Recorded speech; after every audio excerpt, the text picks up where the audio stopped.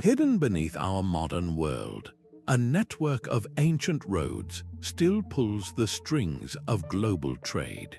These pathways, carved by Roman legions, Silk Road merchants, and Inca engineers, cast a long shadow over our economy.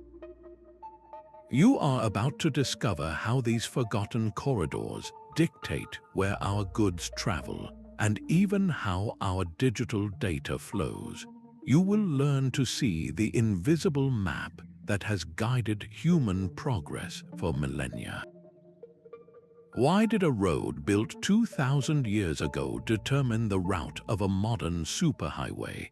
And how could a dusty caravan track influence the price you pay for goods today? What does it say about our own civilization that we are still following paths laid down by empires long turned to dust? The Appian Way was far more than a simple path. It was a statement of power carved into the earth itself, a technological marvel designed to move legions at incredible speed and bind a sprawling empire together.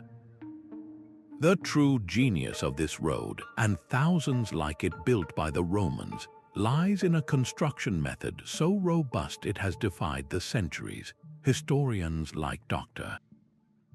Amelia Vance point out these roads were engineered for eternity. The process began with digging a deep trench.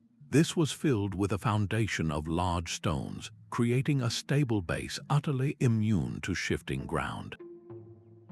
On top of this, layers of sand and gravel were meticulously added, and the entire structure was capped with large, interlocking flat stones that formed a remarkably smooth surface. But the brilliance was in the details. The road was subtly cambered, meaning it curved slightly higher in the center than at the edges. This simple innovation acted as a built-in drainage system, shedding rainwater efficiently and preventing the erosion that plagues so many modern pavements. They did not fight the landscape but worked with it, following the natural contours of the land to minimize steep grades and avoid unnecessary obstacles. The evidence of their logical choices is still with us. In Spain, the modern national road network often follows the exact course of the ancient Via Augusta. This is not a coincidence. It reveals a profound truth. Those early engineers, without satellites or topographic maps, identified the most efficient, most sustainable paths through challenging terrain.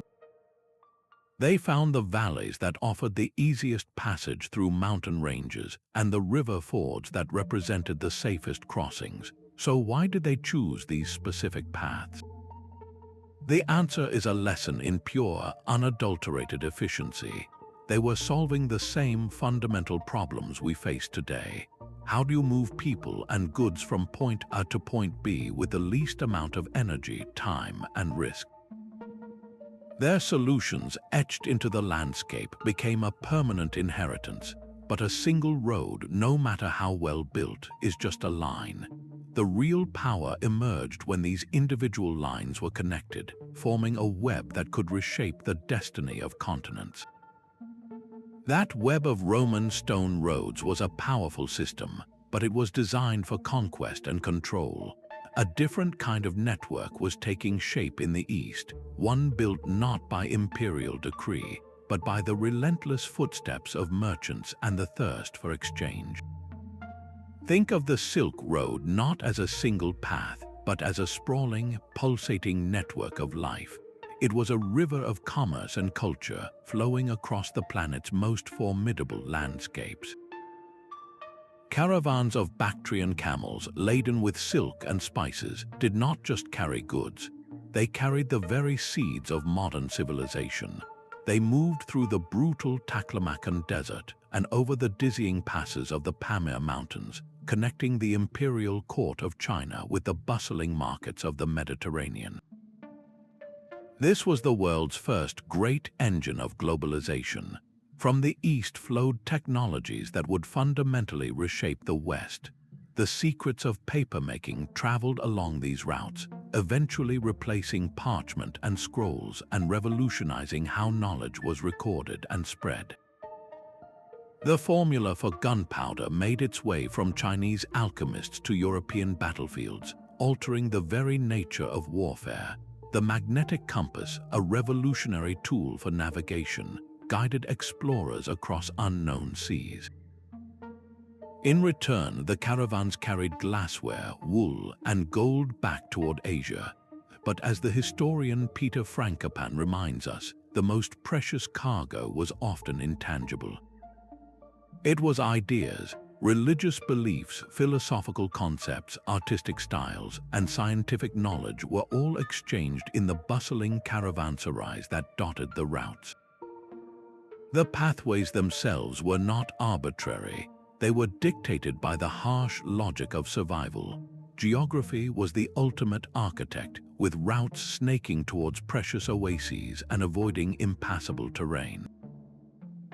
Politics determined which mountain passes were safe and which local rulers demanded tribute. The location of a single well could determine the course of a trade route for 100 years.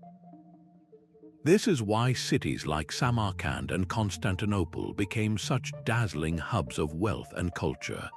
They were the nodal points of this vast network, places where merchants from Venice could meet monks from Dunhuang and diplomats from Baghdad.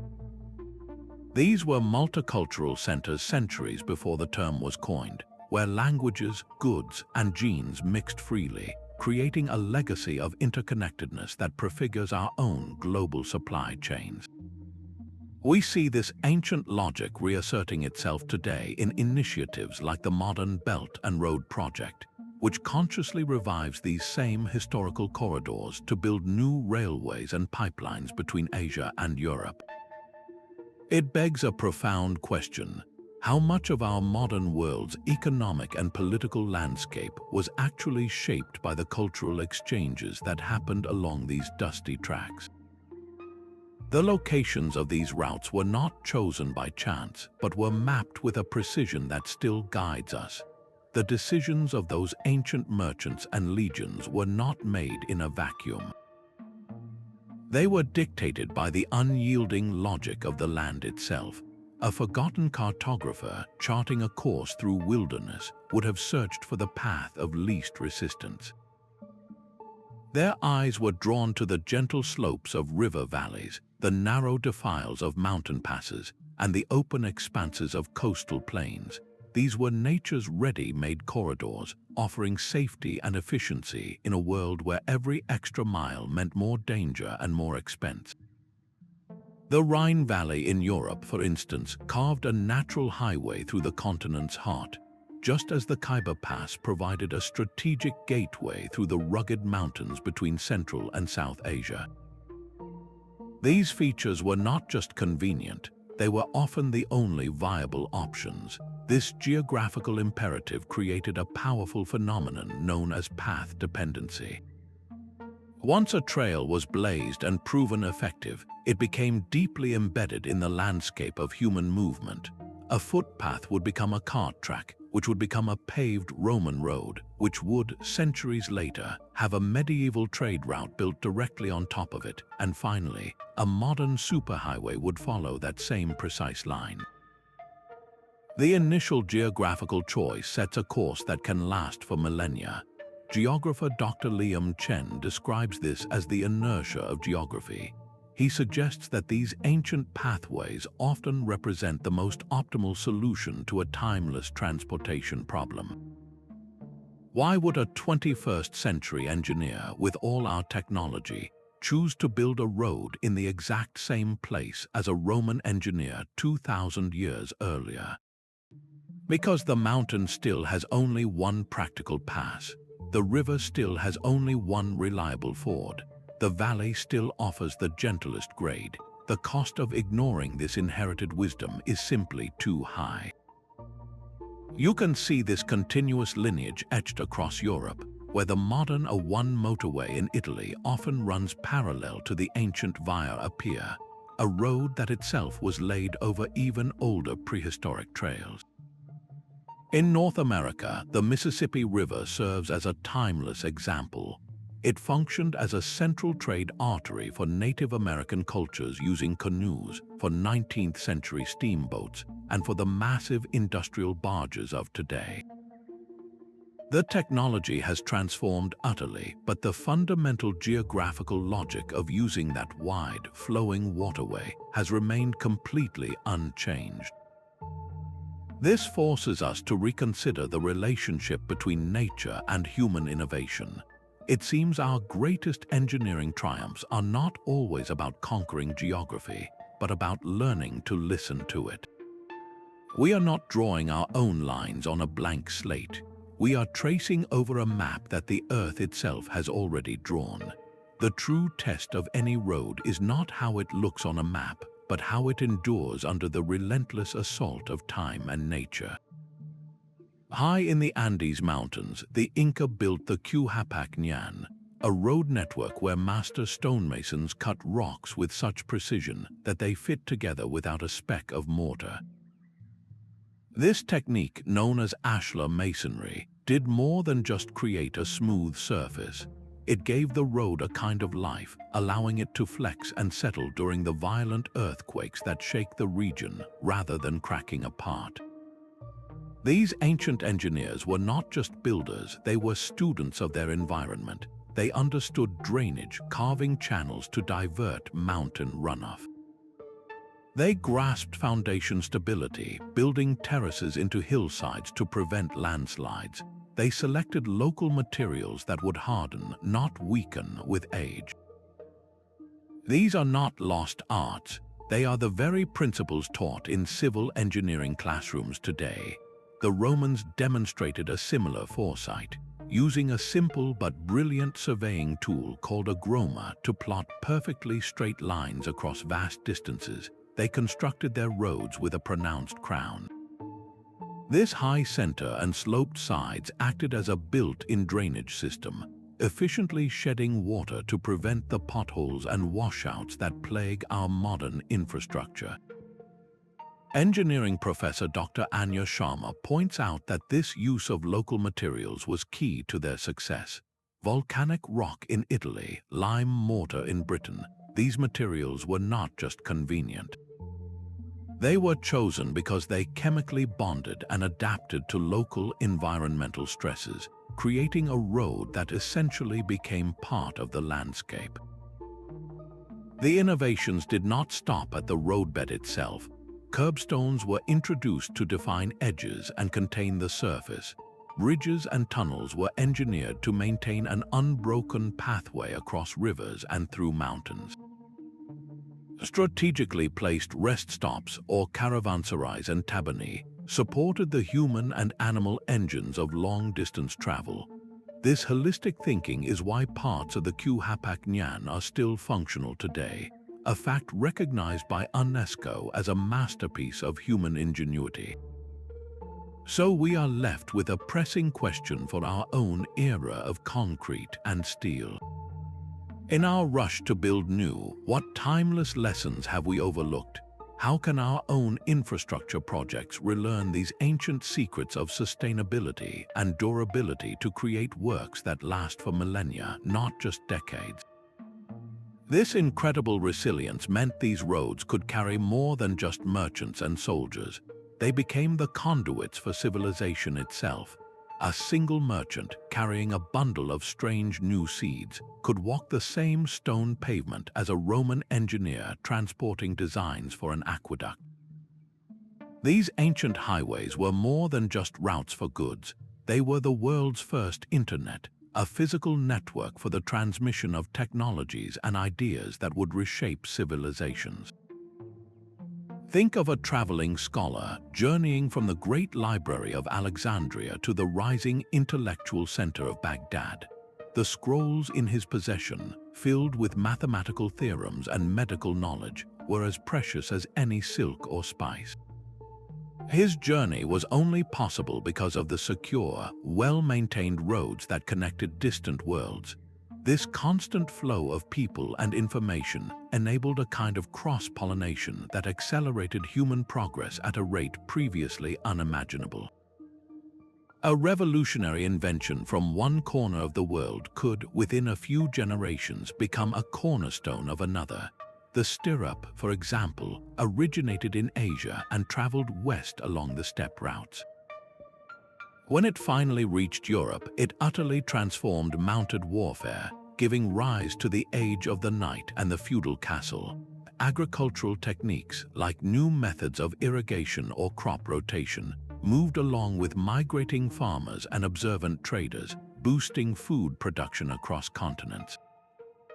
Historian Dr. Ben Carter highlights the journey of papermaking.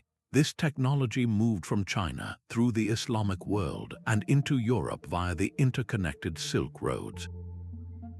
Its arrival in Europe fundamentally changed everything.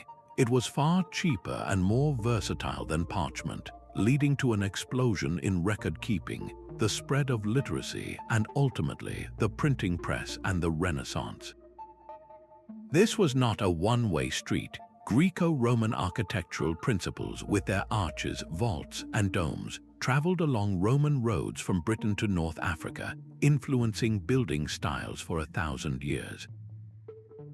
Meanwhile, the profound teachings of Buddhism flowed out of India and into East Asia, carried by monks walking the same mountain passes as merchants. The parallels to our own time are striking. We now speak of the internet as an information superhighway, and the comparison is deeply apt. Our digital networks today replicate the core function of those ancient stone paths.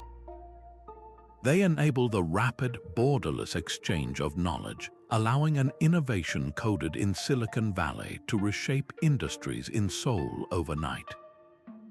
So we must ask, in what ways are our digital pathways merely a new iteration of this ancient, powerful force? How does the flow of a viral idea today mirror the journey of papermaking centuries ago?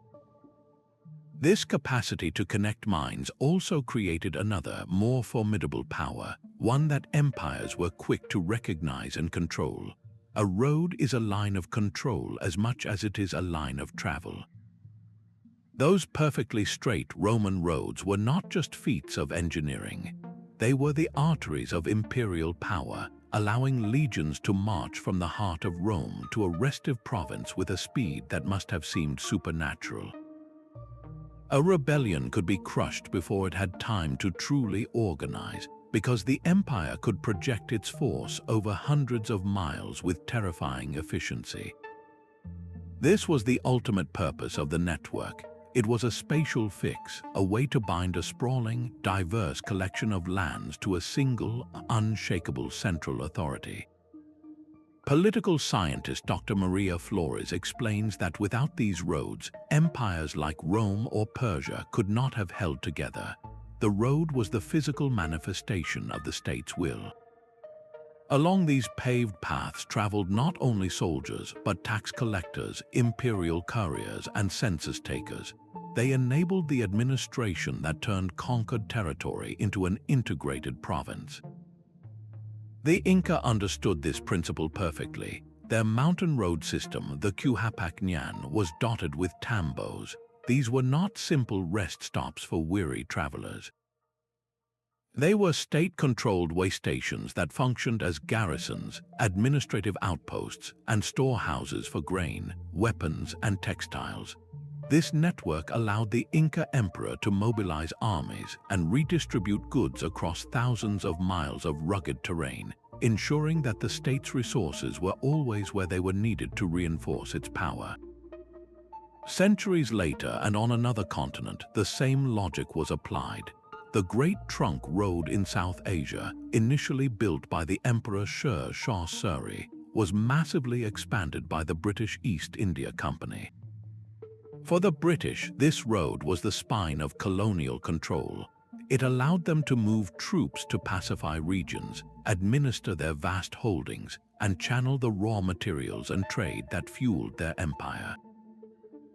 The road did not just serve the economy. It actively shaped the political geography, determining which cities would thrive as hubs of British authority and which would fade into obscurity. This ancient strategy of using infrastructure to extend influence is not a relic of the past. Look at modern initiatives like China's Belt and Road Project. It involves building ports, railways, and highways across Asia, Africa, and Europe. On the surface, it is about trade and connectivity, but look deeper and you see a modern iteration of the same imperial logic.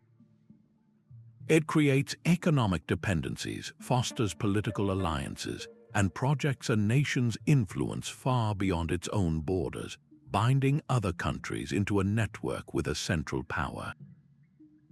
This control over movement has always been the foundation of economic dominance. The wealth of empires was not measured solely in gold, but in their grip on the map. A caravan laden with silk and spices was a mobile fortune, and the city that controlled its passage, like ancient Palmyra, could build its palaces from the taxes it collected.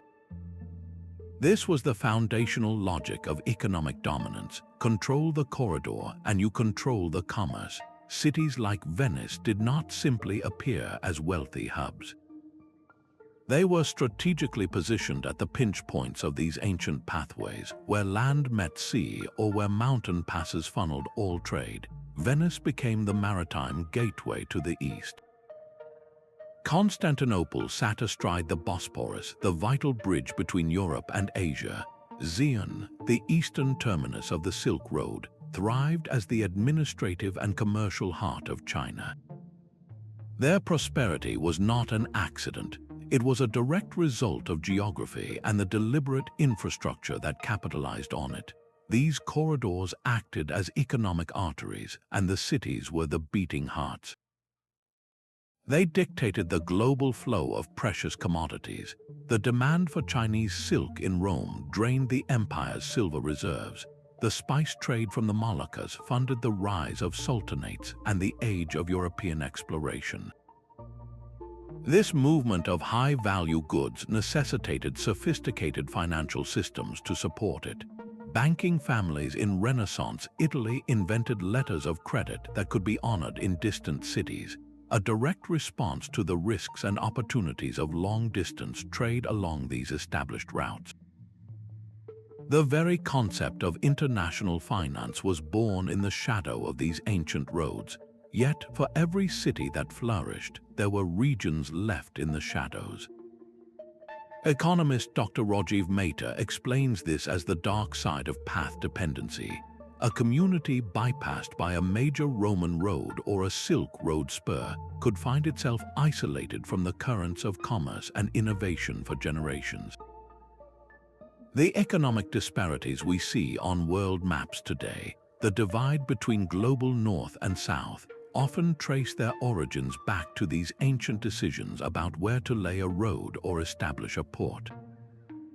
The Amber Road of Europe offers a powerful example. For centuries, this route channeled amber and other goods from the Baltic coast down to the Mediterranean. The trade patterns it established were so deeply ingrained that they later formed the foundation for the Hanseatic League, a medieval commercial confederation, and still echo in the modern trade agreements of the European Union. This legacy is not confined to land. The Suez Canal, one of the most critical choke points in modern global shipping, follows the course of an ancient Egyptian trade route that connected the Nile to the Red Sea. The geography that made it logical for a pharaoh's merchants is the same geography that makes it indispensable for today's container ships. So what does this mean for emerging economies today?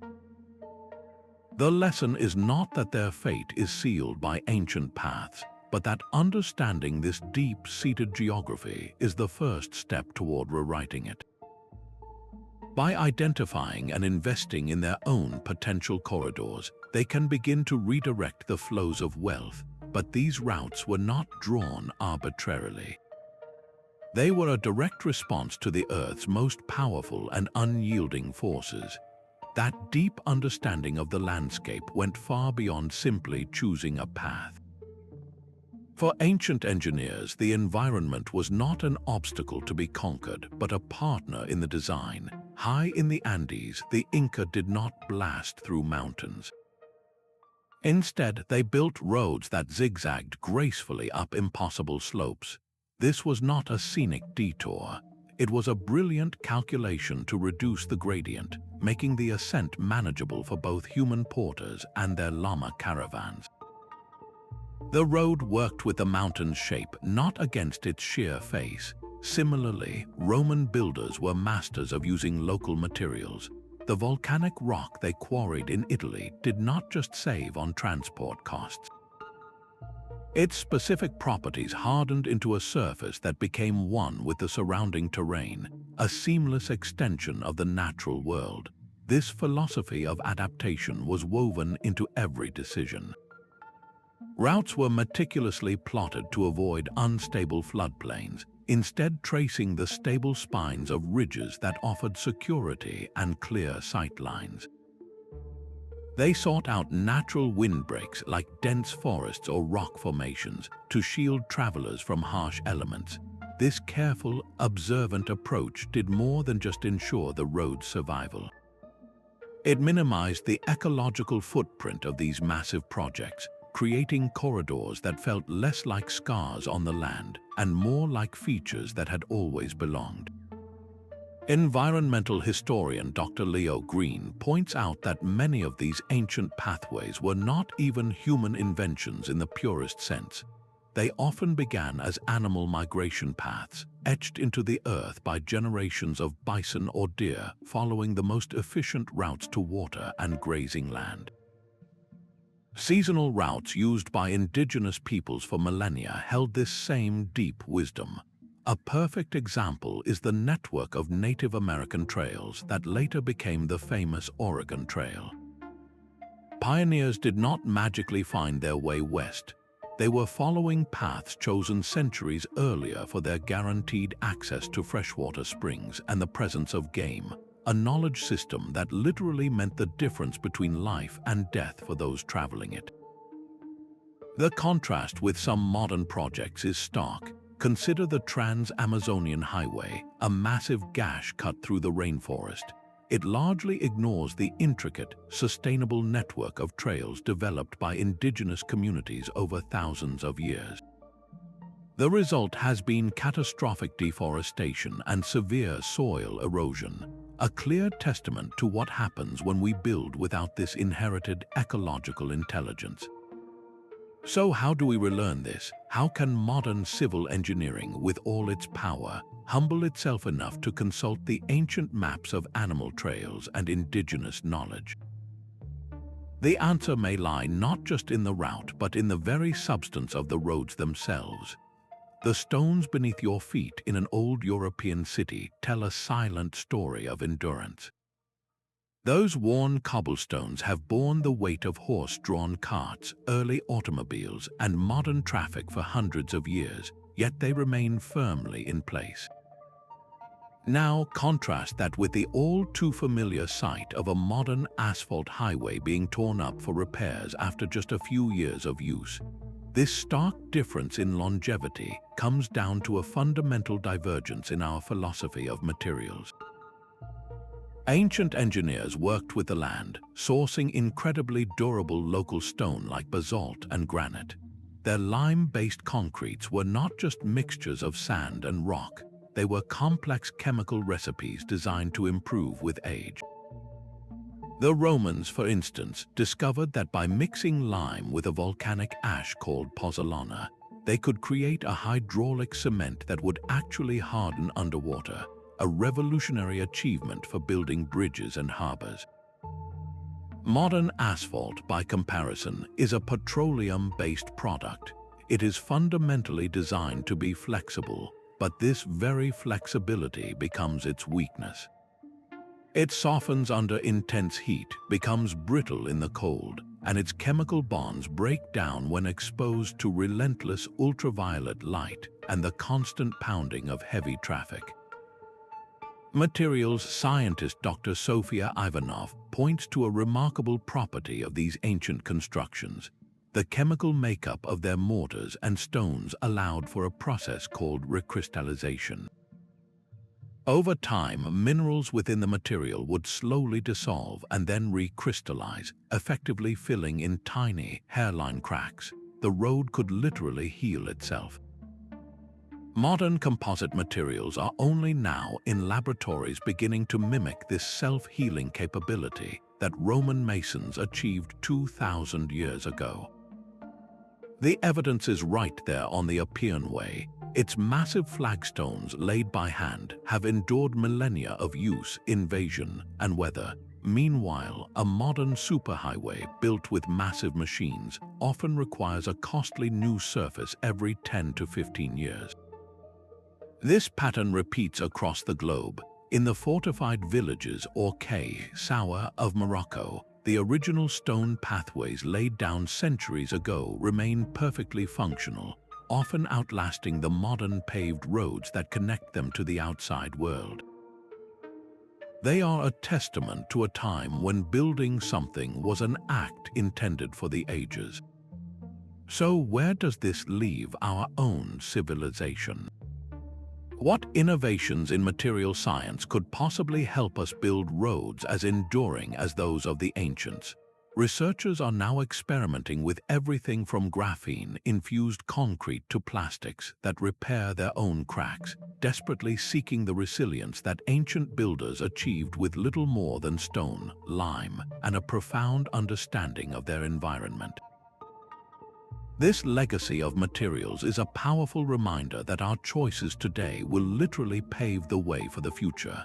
There is a quiet psychology to the roads we travel every day.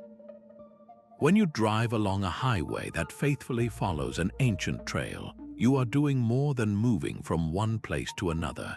You are unconsciously retracing the steps of generations, walking in the footsteps of pilgrims, merchants, and explorers. This is not a coincidence. It is a testament to how deeply these ingrained paths have shaped our mental maps of the world. We are creatures of habit, and we tend to prefer routes that feel familiar and historically validated, even when our sophisticated technology offers us a theoretical shortcut.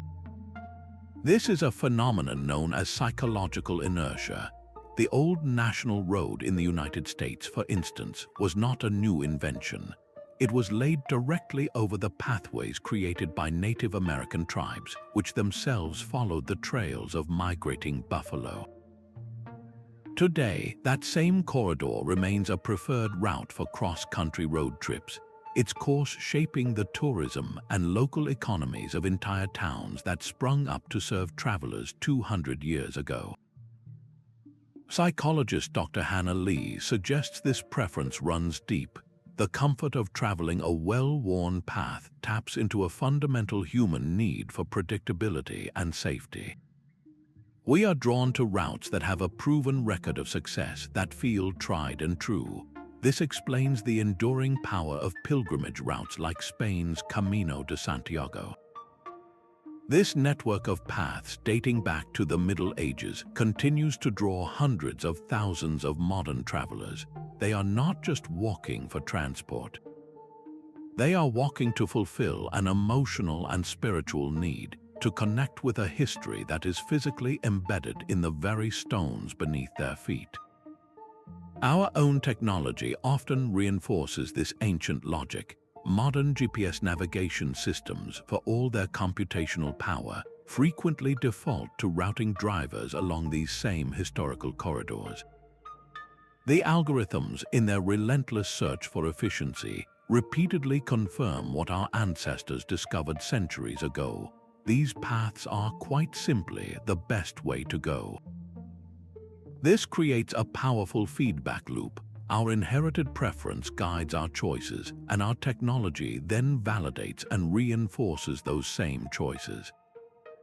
This raises a critical question for our modern world. How does this deep-seated psychological attachment to old routes affect contemporary urban planning and transportation policy? City grids laid out along Roman lines resist radical change. The placement of a new subway line is often constrained by the path of a medieval street. Our future movements are, in many ways, still being guided by the ghosts of roads past. That same predictability which comforts travelers has also, for millennia, presented a starkly different value to another group entirely.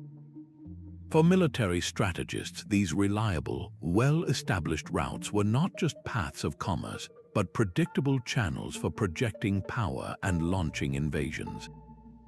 Alexander the Great's conquests were fueled by the Persian Royal Road, a highway that allowed his army to move with a speed that stunned his enemies. This was not a new strategy, but the perfection of an ancient one. Control the road, and you control the flow of war itself. These stone and dirt pathways were the absolute lifelines for any empire with ambitions of expansion. They allowed for the impossible task of maintaining standing armies thousands of miles from home, ensuring that legions stationed on the Rhine could be fed with grain from Egypt and supplied with weapons forged in Spain.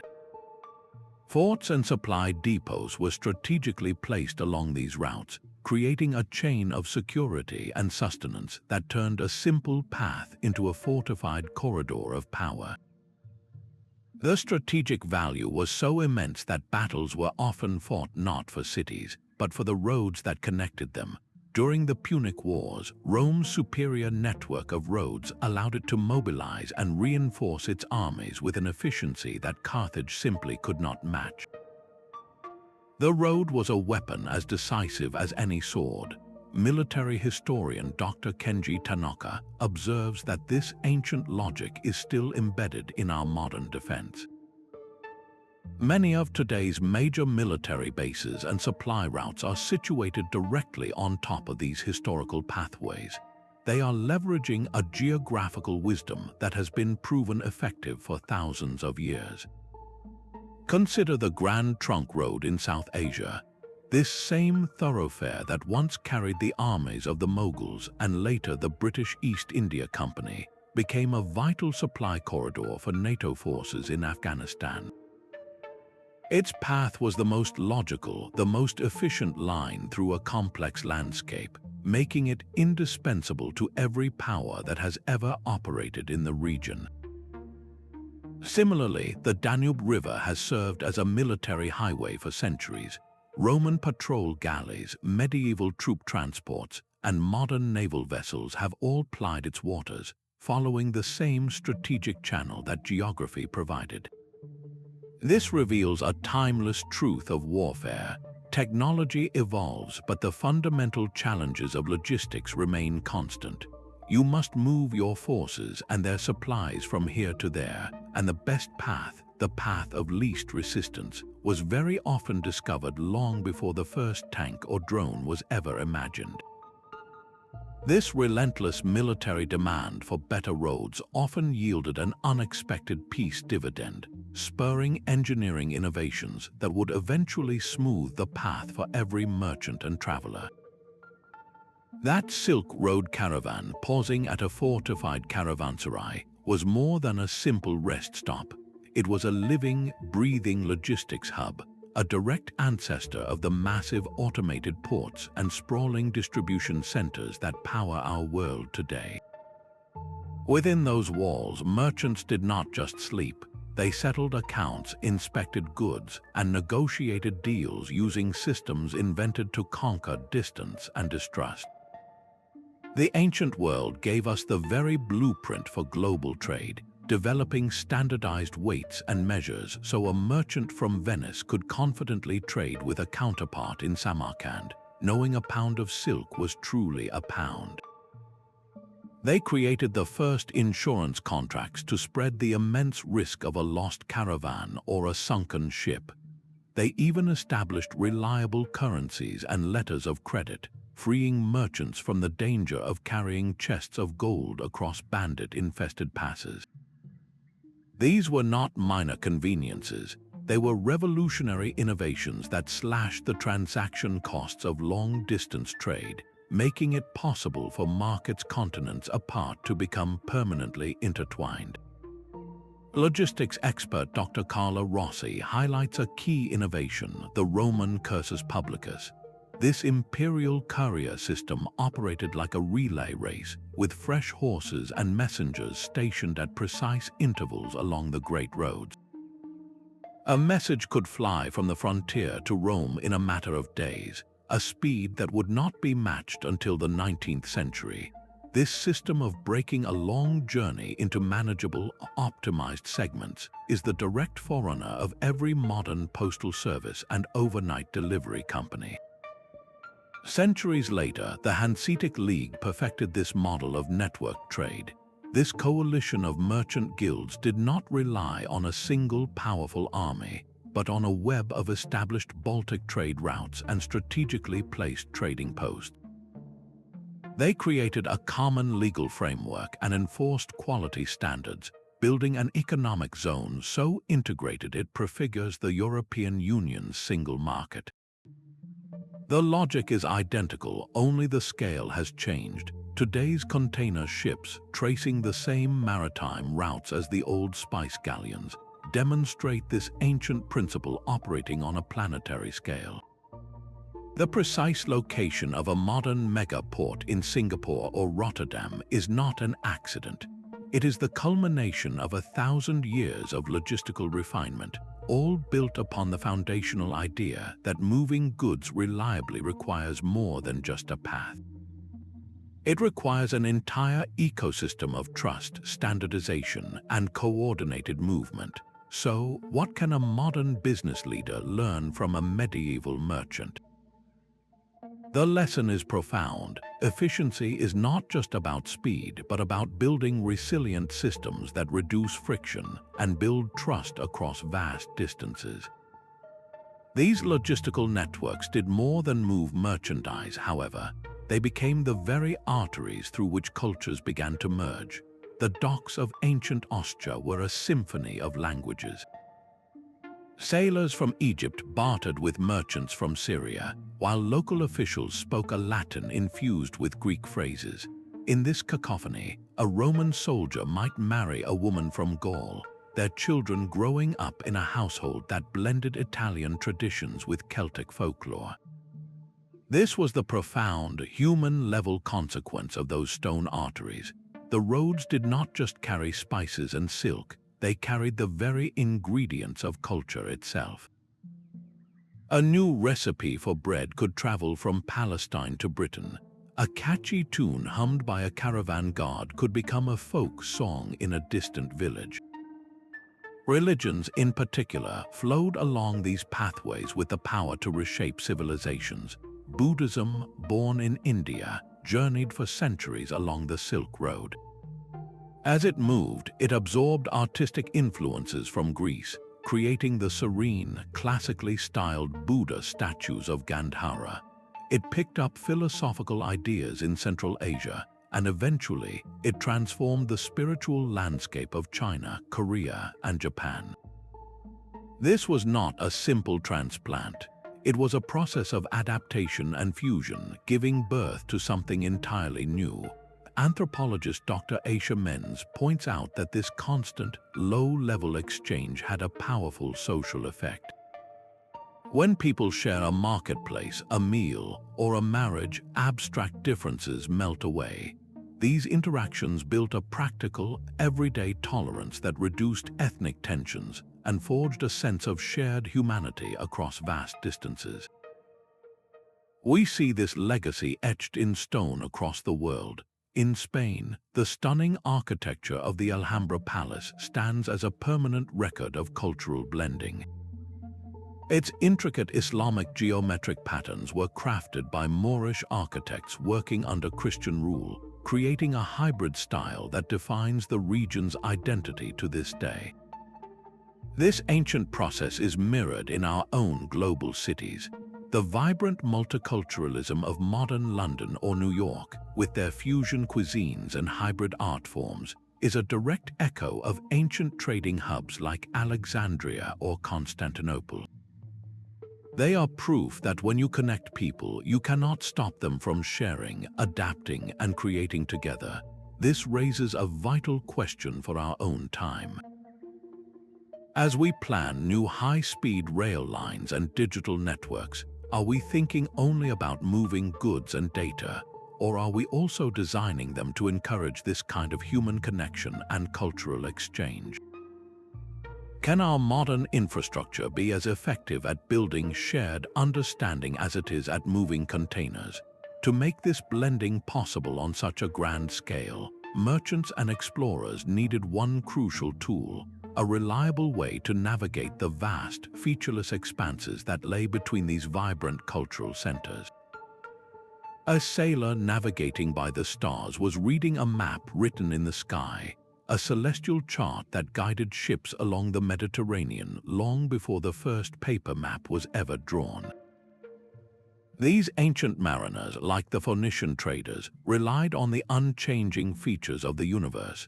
They followed the paths of specific stars, observed the consistent patterns of seasonal winds, and used coastal landmarks like a distinctive mountain peak or a peculiar rock formation.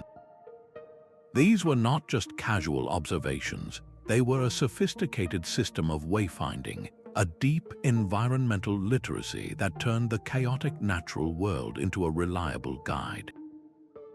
This knowledge was so precise and so vital that it was eventually codified into tools like the astrolabe and into the first detailed sailing manuals called peripli.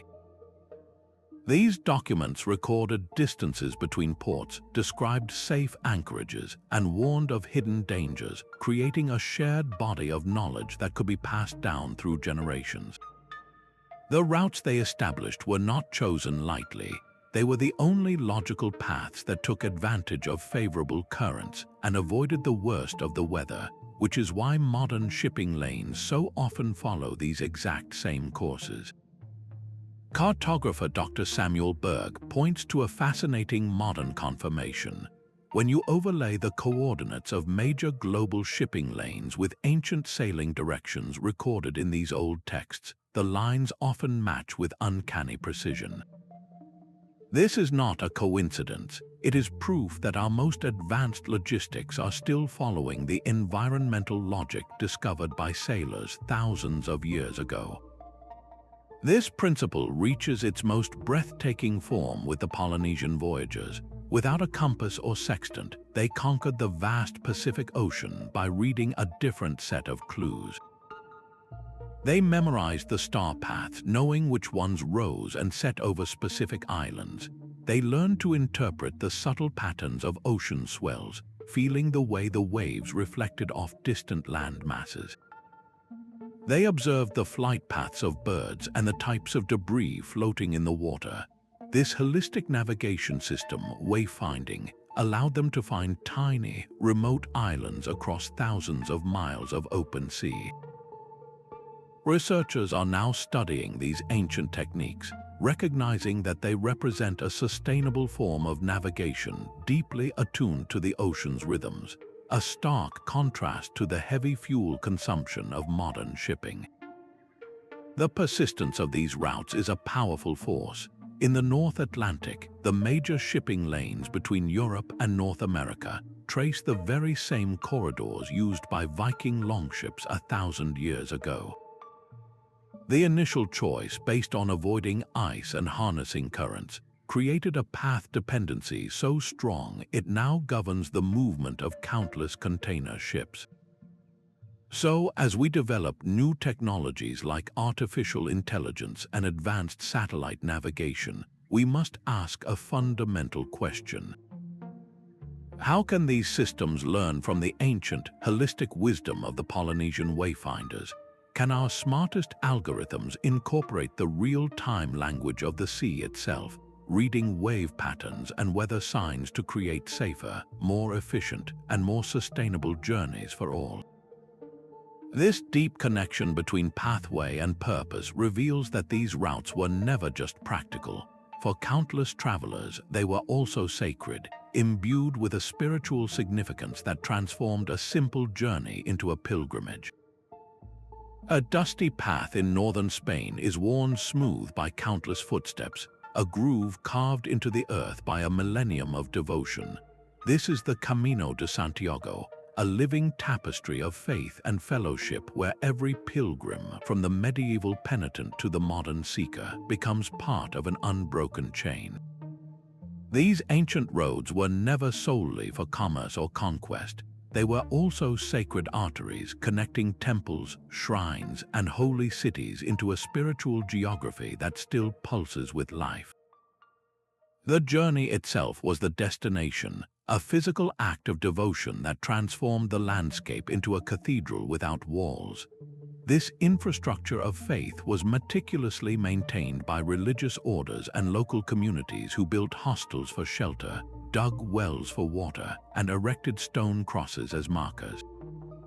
This created a powerful legacy of hospitality, a shared purpose that ensured the path remained open for all who sought meaning.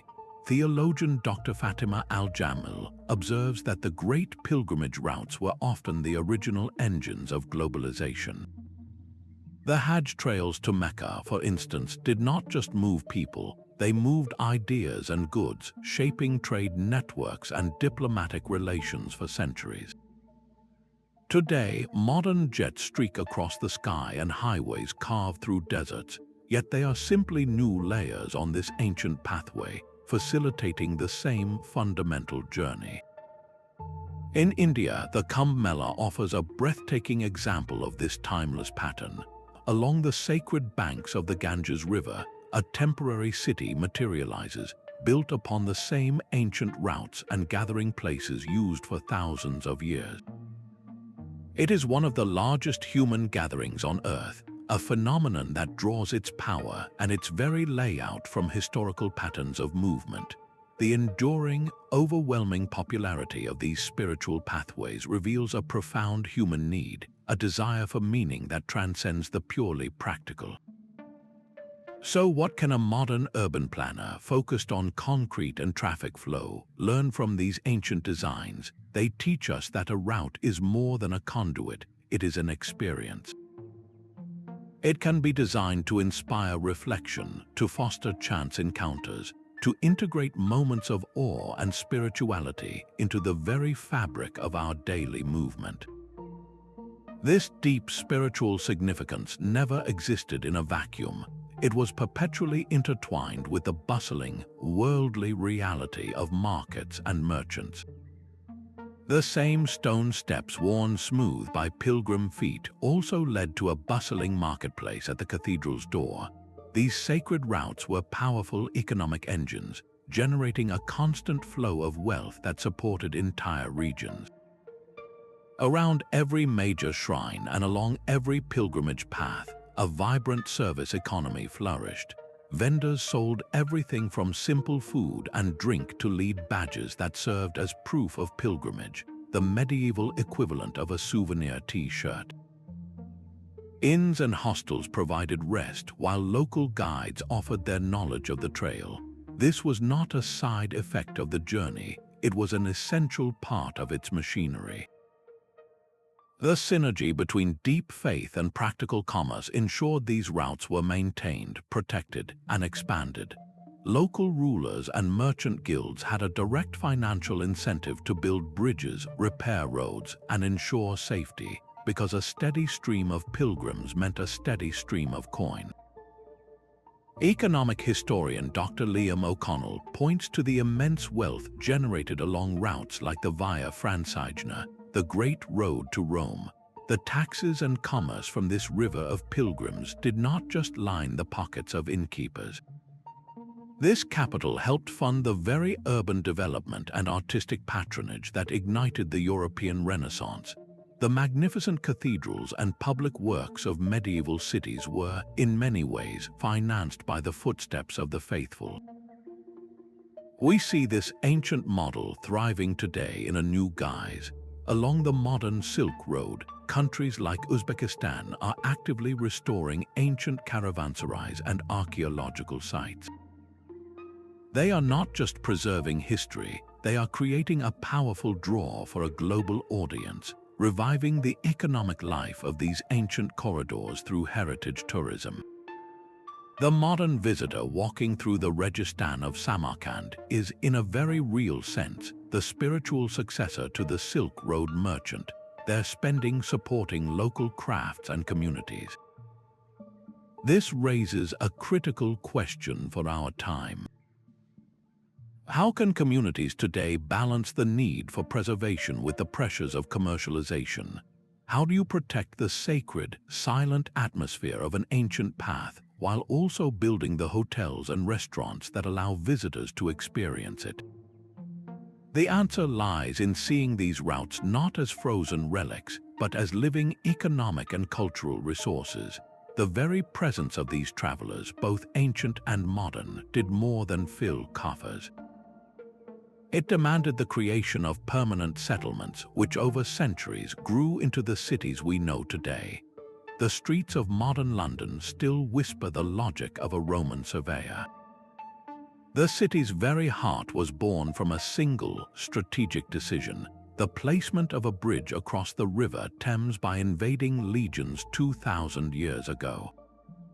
That crossing point, the lowest reliable ford on the river, created a natural funnel for all north-south movement.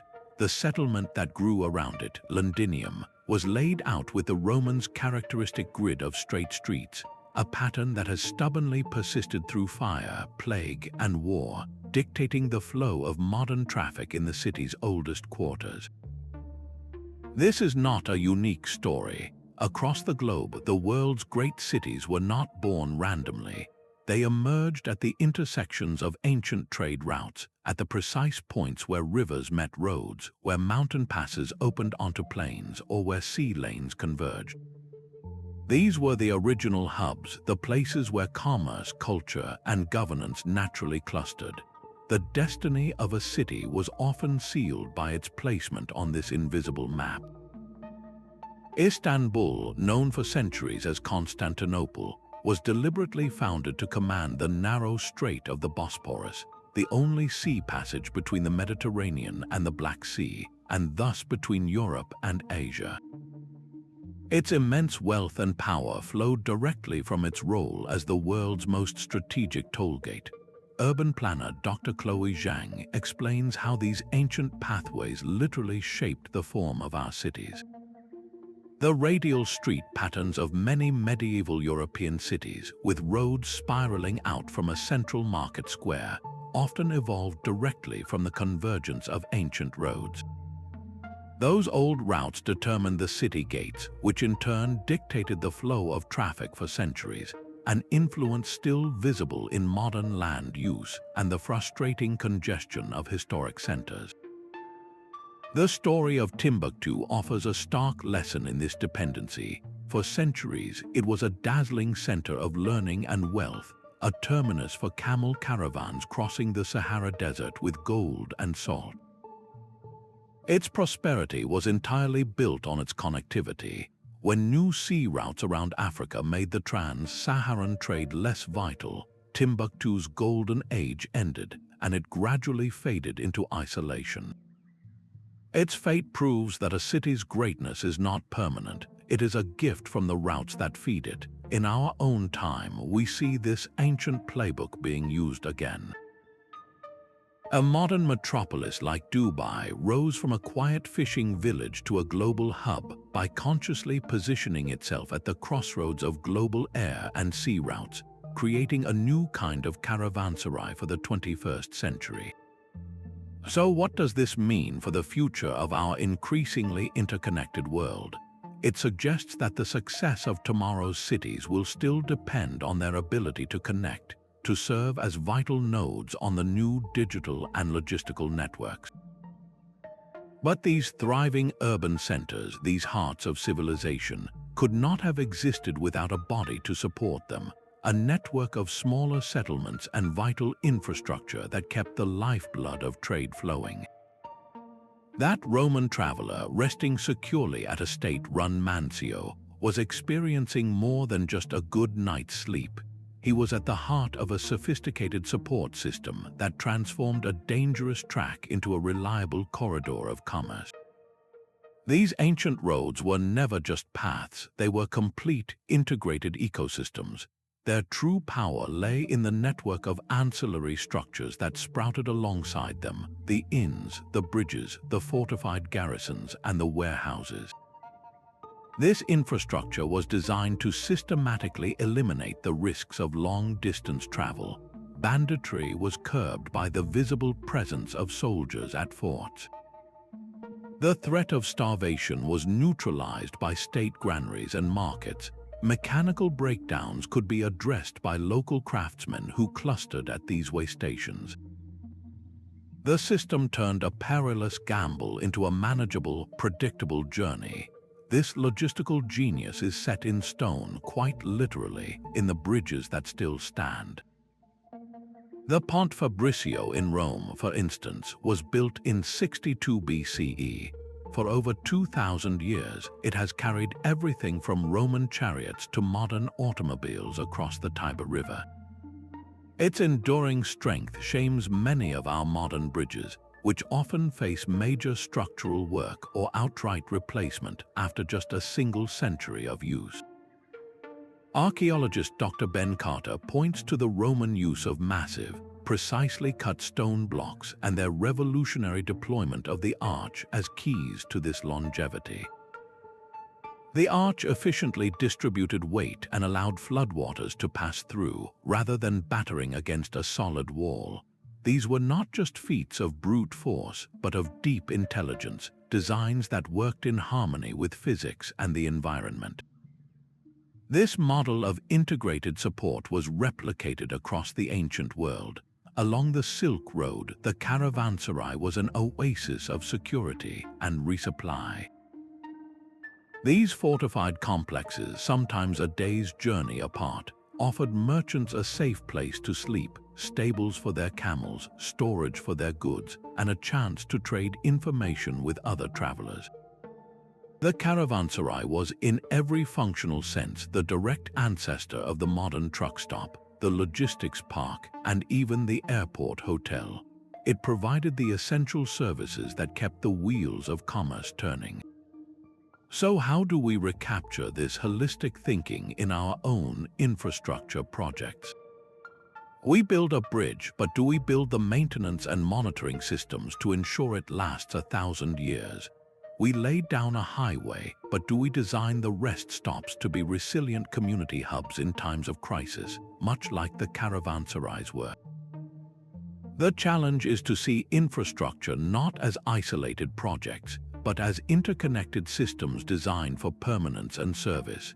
This physical network of stone and shelter, however, could not function without an equally robust framework of rules and governance.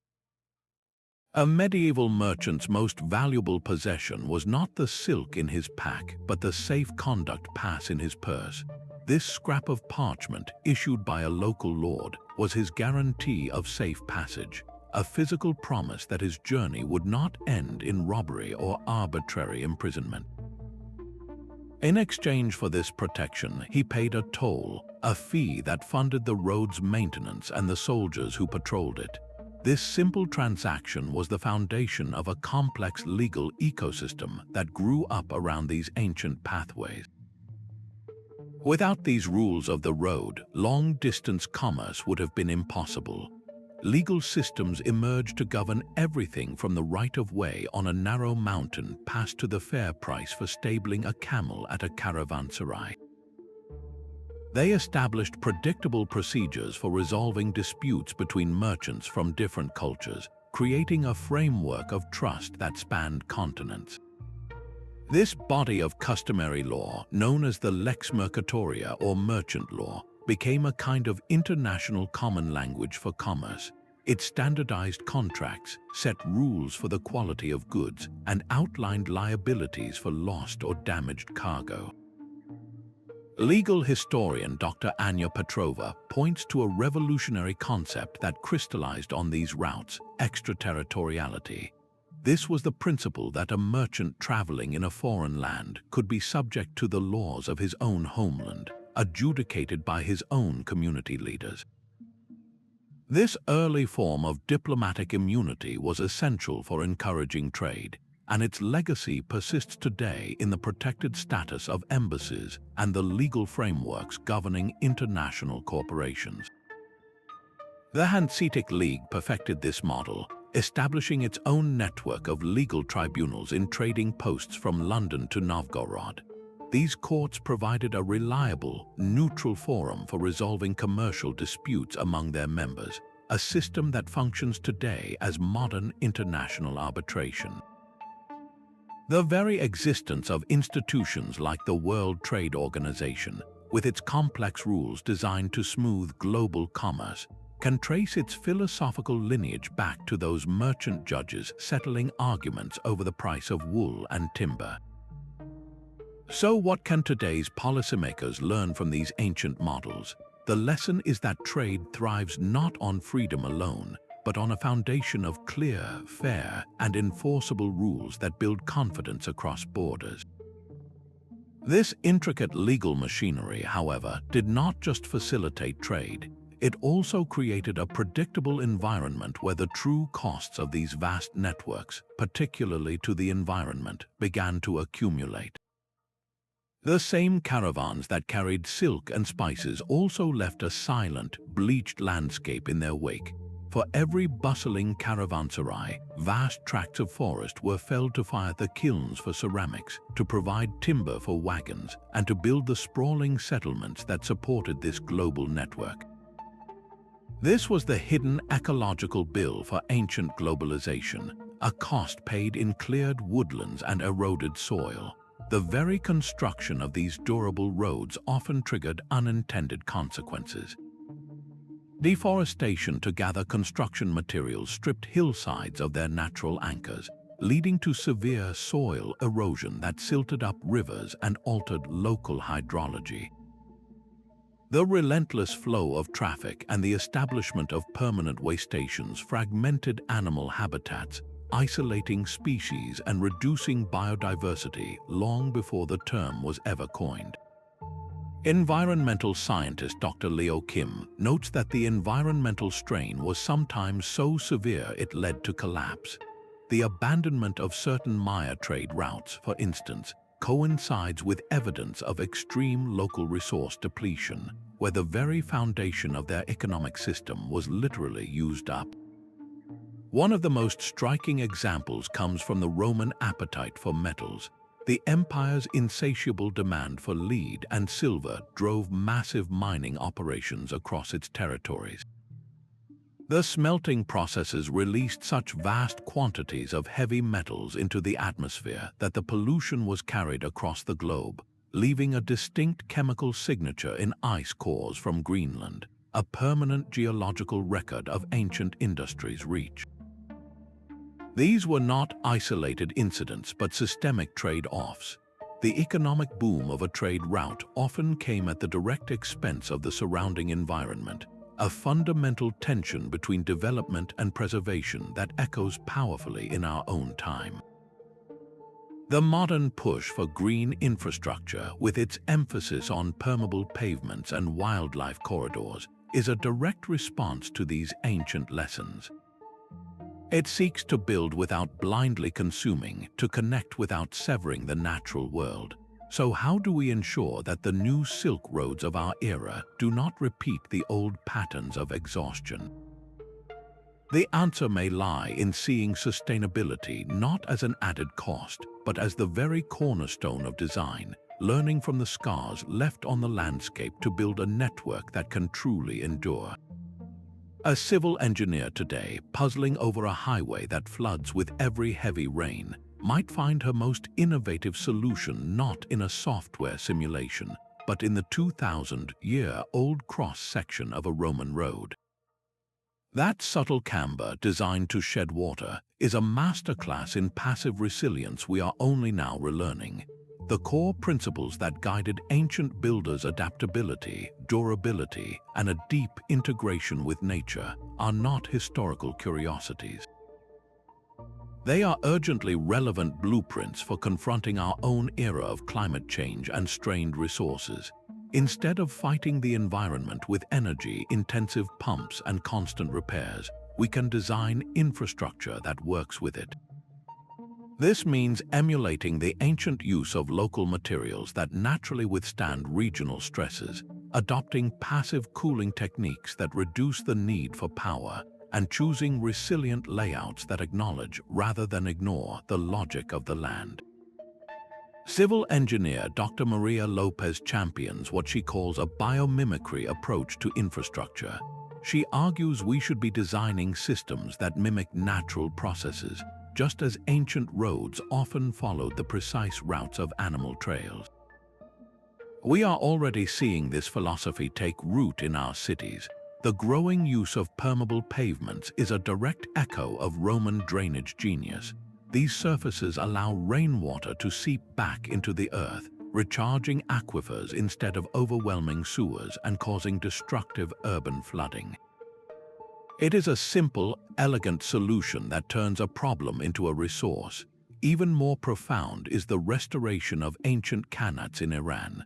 These are sophisticated underground canals, some over 3,000 years old, that tap into groundwater in the mountains and channel it for miles using only gravity.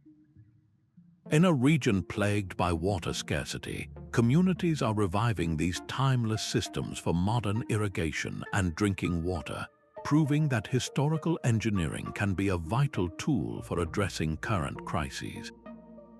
So which other forgotten techniques could we revive? Imagine transportation networks that incorporate self-healing concrete, inspired by the recrystallizing mortars of the Romans, drastically reducing maintenance. Or highways designed with integrated wildlife corridors, mimicking the way ancient trails were part of the broader ecosystem. This conscious application of old knowledge is not about nostalgia. It is a pragmatic, crucial strategy for building a future that can endure. Your internet connection carries a ghost of the Silk Road in its signal. The fiber optic cables snaking beneath oceans and across continents often lie within the same narrow conduits as 19th-century telegraph lines, which were themselves laid alongside railway tracks that followed the ruts of Roman roads. This is not a coincidence. It is the digital age's most powerful expression of path dependency, where the geography of ancient trade routes now dictates the flow of global information. The logic is brutally pragmatic. It is far cheaper and easier to run a cable through an existing railroad right-of-way or a highway easement than to carve an entirely new path through private land and rugged terrain. As a result, the physical internet, with its vast networks of cables and data centers, has been draped directly over the skeleton of our oldest transportation corridors.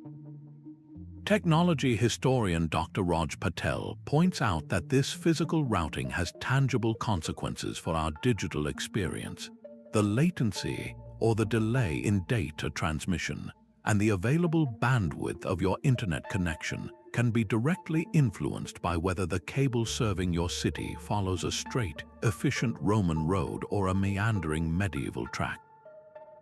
The very speed of your online life is shaped by decisions made millennia ago. Look at the transatlantic communication cables linking Europe and North America. Their precise paths on the ocean floor do not wander randomly. They meticulously trace the major shipping lanes established during the Age of Exploration, lanes that themselves were pioneered by Viking longships following the natural currents of the North Atlantic. Every email and video call between the continents flows along this deeply engraved historical channel. This continuity ensures that the regions which prospered in the ancient world due to their connectivity are often the same powerhouses of the digital economy today. Silicon Valley, for instance, did not emerge in a vacuum. It grew alongside the historic El Camino Real, a Spanish colonial trail that itself followed a much older Native American trading path connecting a chain of missions. The flow of people, goods, and ideas along that corridor for centuries created a fertile ground for the technological revolution. Even our efforts to bridge the digital divide reveal this ancient logic. Satellite networks are strategically deployed to provide coverage to remote communities, and these communities are frequently located along the very same river valleys and mountain passes that were vital nodes on ancient trade routes. We are using 21st century technology to fill in the gaps on a map that is thousands of years old. So as we stand on the brink of new technological leaps with fifth-generation networks and quantum computing, we must ask a critical question. Will these technologies finally allow us to redraw the map, to create truly new pathways freed from historical constraints? Or will the sheer cost and inertia of our existing infrastructure, built upon those ancient roads, simply cause these powerful new systems to reinforce the old patterns, casting the long shadow of forgotten engineering even further into the future? The answer may lie in examining the unyielding persistence of a few specific routes. Cyclists glide over worn basalt stones that once echoed with the march of Roman legions. This is the Appian Way, not as a museum piece behind a rope, but as a living artery, its ancient surface still carrying modern travelers even as the roaring traffic of the modern SS7 highway flows just a few meters away. This parallel existence is the perfect illustration of its unbroken influence. Originally commissioned by the censor Appius Claudius Caecus in 312 BCE, this engineering marvel was designed to be the decisive military link between Rome and the vital port of Brindisi, moving troops and supplies with unprecedented speed to conquer southern Italy.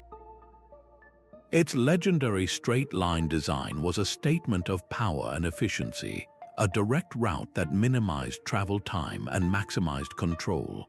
That initial choice of path was so logically perfect that it created a gravitational pull on development for the next 2,000 years. Medieval villages clustered along its route for access to trade and travel. Later, those same villages expanded, their growth dictated by the old Roman line. Today, the modern infrastructure, from the SS7 to high-speed rail lines, consciously lays its tracks in the same corridor. Archaeologists have mapped this linear development pattern, showing how the towns, the modern road, and the railway are all stacked in a single, narrow band across the Italian landscape, a direct inheritance from that first paved track. Historian Dr. Giovanni Rossi emphasizes that the Appian Way's true legacy is the very concept of a public road as a state-funded project intended for collective use and economic unification. This idea that connectivity is a public good directly influences modern transportation policy and the massive investment in national highway systems and rail networks. The economic logic is undeniable. By routing a new high-speed rail line along the Appian Way's historic corridor, modern engineers avoid the astronomical costs and environmental disruption of acquiring new land and blasting through new terrain. They are building upon a 2,000-year-old feasibility study that already identified the best possible path. This seamless integration is why the Appian Way now holds the status of a UNESCO World Heritage Site, a place where preservation does not mean freezing it in time, but allowing its original purpose to connect people to continue in a new form. So what can other regions, grappling with how to incorporate their own historical pathways, learn from this? The lesson is that the most sustainable and cost-effective infrastructure may not always be something new, but something rediscovered and repurposed, proving that a single route's legacy can physically shape a nation's development for millennia. High in the Andes, a local farmer walks a stone path that has guided his community for over 500 years. This is the Quhapac Ñan, the magnificent Inca road system, a network of breathtaking ambition that stitched together an empire from the coastal deserts to the Amazon jungle. Stretching for more than 40,000 kilometers, it was not a single road but a complex web of highways, traversing some of the most extreme terrain on Earth. The engineering solutions were as ingenious as they were essential. Where deep ravines blocked the way, the Inca wove suspension bridges from native grasses, structures so strong they were used for centuries. Across sheer mountain faces, they carved flawless stone staircases, ensuring a continuous pathway where none should exist. This was more than imperial pomp, it was a functional masterpiece. Along these routes, llamas carried vital goods, from high-altitude quinoa to precious textiles, while relay runners known as chasquis could carry a message from Quito to Cusco, a distance of 2,000 kilometers, in under a week. This speed of information was the empire's nervous system, allowing the Sopa Inca to administer his vast domains with remarkable efficiency. Anthropologist Dr. Elena Morales explains that the true resilience of the Quiapac came from its profound integration with the local ecosystems. The Inca did not simply lay a road on the land, they wove it into the fabric of the mountains. They built with local stone, designed drainage to work with the rainfall patterns, and routed paths to avoid avalanche zones. This deep environmental wisdom is why many sections have withstood countless earthquakes and dramatic climate shifts, while modern roads nearby have crumbled. This ancient logic is so powerful it still directs continental travel. The Pan-American Highway, that epic road stretching from Alaska to Argentina, consciously follows the precise course of the Quiapac through long stretches of Peru and Ecuador. Modern engineers, facing the same impossible geography, arrived at the exact same solution their Inca predecessors did centuries before. Today, a coalition of Andean nations works to preserve this living heritage, recognizing that these stones are not just relics but active cultural and economic assets for local communities. So how can this indigenous knowledge transform modern engineering in vulnerable mountainous regions? The answer lies in humility, in recognizing that the most advanced solutions may not always come from new technology, but from a timeless understanding of how to build in harmony with the earth. A new caravan now moves along the ancient Silk Road, but its cargo is data, not silk. This is the Belt and Road Initiative, a 21st century project that consciously revives the old geography with steel rails and fiber optic cables. High-speed trains streak across Central Asia on routes that mirror the paths of Bactrian camels, while pipelines and modern highways follow the precise contours of caravan tracks used for 2,000 years. This is not merely a nostalgic gesture, it is a profound acknowledgement that the old corridors, mapped by geography and necessity, are still the most efficient land bridges between continents. By building its new infrastructure directly on top of these historical pathways, the initiative dramatically reduces the travel time and cost for goods moving between China and Europe, creating a land-based alternative to long and vulnerable sea routes. Economist Dr. Y. Jin points to the strategic brilliance of this approach. It leverages the powerful force of path dependency, recognizing that the mountain passes and river valleys chosen by ancient merchants remain the most logical paths today. This avoids modern geopolitical bottlenecks, such as the crowded and easily disrupted Malacca Strait, by offering a reliable overland network. A stunning example of this ancient logic meeting modern might is the China-Pakistan Economic Corridor. This massive project carves a route through the formidable Karakoram Mountains, following the same historical paths that once carried silk and spices, now upgraded with monumental tunnels and bridges to accommodate trade on an industrial scale.